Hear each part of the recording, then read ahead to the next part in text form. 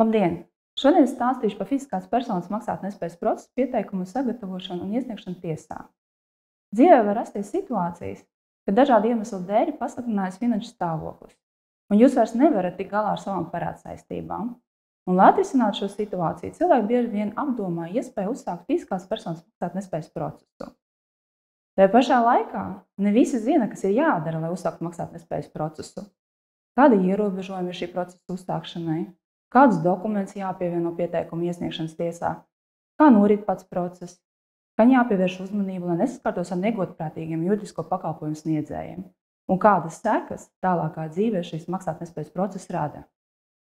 Un, lai atbildētu uz galvenajiem jautājumiem par fiziskās personas maksātnespējas procesu, Maksātnespējas kontroles dienas kopā ar biedrību Latvijas maksātnespējas procesa administrātoru asociāciju, Finanšu nozares asociāciju un arī Patērētāju tiesību aizsardzības centru izveidojuši šo video.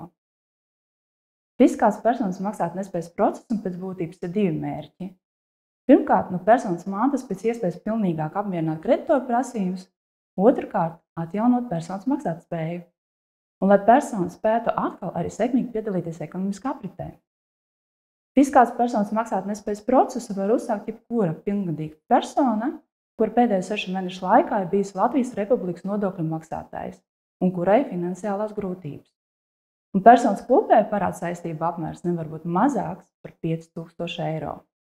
Ja jūs atbilstat iepriekš minētiem nosacījumiem, tad nākamais solis maksātnespējas pieteikumu sagatavošana un iesniegšana tiesā. Tomēr pirms pieteikuma iesniegšanas tiesā ir jāņem vērā fiziskās personas maksātnespējas piemērošanas ierobežojumi. Ja tiesa konstatē, ka persona apzināti maldinājusi kreditorus, sniedzot nepatiesu informāciju vai pastāv ierobežojumi, kas saistīti ar iepriekšēju maksātnespējas procesu izbeigšanu, fiziskās personas maksātnespējas process netiek piemērots.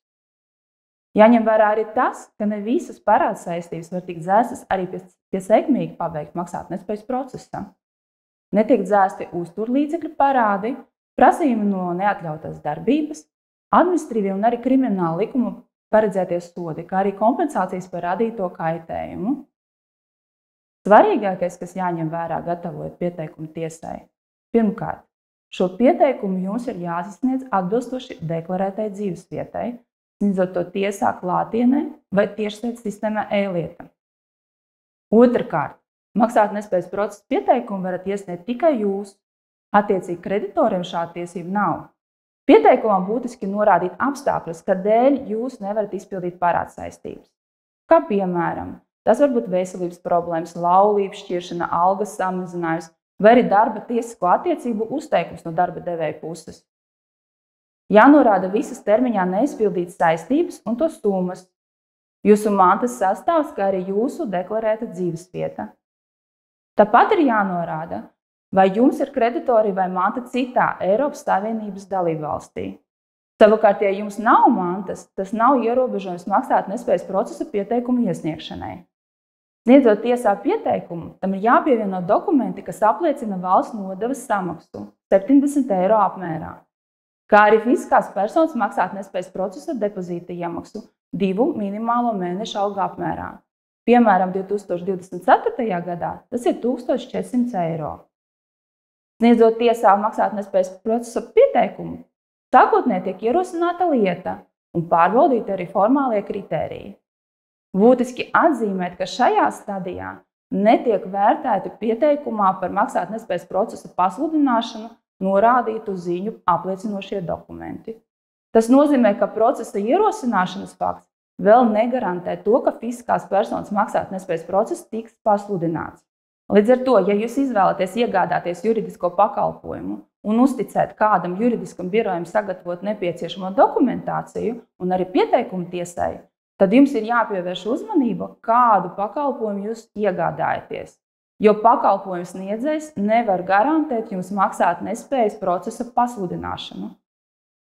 Tiesai, lemjot jautājumu par maksātnespējas procesa pasludināšanu, ir jāpārliecinās par maksātnespējas procesa pieteikumu minēto faktu esamību. Jāņem vērā, ka tiesa pēc savas iniciatīvas pierādījums lietā nevāc, bet tikai vērtē. Līdz ar to, lai tiesa varētu pārliecināties par jūsu mantisko stāvokli un pieteikumā norādīto ziņu patiesumu, ka arī izvērtētu fiziskās personas maksātnespējas procesa pazīmju esamību, pieteikumam jums ir jāpievieno dokumenti, kas apliecina tajā sniegto informāciju. Piemēram, tās var būt izziņas no publiskiem reģistriem, līgumi, kredītiestāžu brīdinājumi, zverinātā tiesa izpildītāja vēstules, parādu piedzinēju paziņojumi un citi dokumenti, kas apstiprina faktu, ka jums ir parādsaistības. Ja pieteikums nav noformēts atbilstoši normatīviem aktiem un nav pievienoti visi ziņu apliecinošie dokumenti, tad fiziskās personas maksātnespējas procesu nepasludina un iemaksātais depozīts jums tiks atgriezts. Lai saņemtu depozīta atmaksu, jums ir jāaizpilda veidlapa, jāparaksta un jānosūta maksātnespējas kontroles dienestam. Savukārt, ja pieteikums ir noformēts atbilstoši normatīvajiem aktiem un ir pievienoti visi ziņas apliecinošie dokumenti, tad tiesa pasludina fiziskās personas maksātnespējas procesu un ieceļ maksātnespējas procesa administratoru.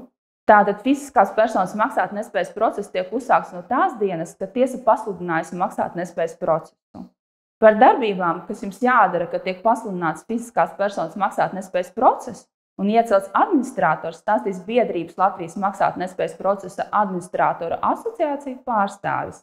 Būtiski atzīmēt, ka maksātnespējas process ir brīvprātīgs instruments savu saistību dzēšanai. Līdz ar to jums jārēķinās, ka būs ne tikai jāpild maksātnespējas likumā ietvertie nosacījumi, bet arī jāapzinās un jāņem vērā iespējams sekas, ar kurām varētu nākties arī saskarties pēc maksātnespējas procesa pabeigšanas, par ko detalizētāk stāstīs Latvijas Finanšu nozares asociācijas pārstāvis. Nereti negodprātīgi juridisko pakalpojumu sniedzēji maldina finansiālās grūtībās nonākušās fiziskās personas par nosacījumiem un to iespējams saņemt atbrīvojumu no parādsaistībām. Un par to, kam jāpievērš uzmanību slēdzot līgumu ar pakalpojumu sniedzēju, sīkāk stāstīs pārstāvi no Patērētāju tiesību aizsardzības centra.